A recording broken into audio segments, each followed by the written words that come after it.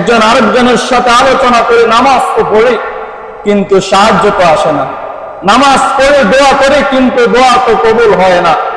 এর কারণ কি? আপনার নামাজ পরিপূর্ণ হয় নাই, গাফলতের নামাজ হয়েছে, উদাসীনতার নামাজ হয়েছে, যার কারণে এই নামাজ পড়ার পর আল্লাহর কাছে সাহায্য চাওয়ার পর সাহায্য আসে না, বরঞ্চ এই নামাজ পড়ার কারণে আপনার উপর সাহায্যের পরিবর্তে আযাব নেমে আসার সম্ভাবনা রয়েছে।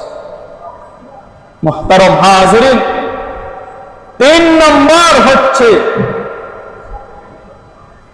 as-সাদাকাতু তারাদ্দুল বালা, যে দান সৎকার মাধ্যমে আল্লাহর সাহায্য জমিনের মধ্যে নেমে আসে।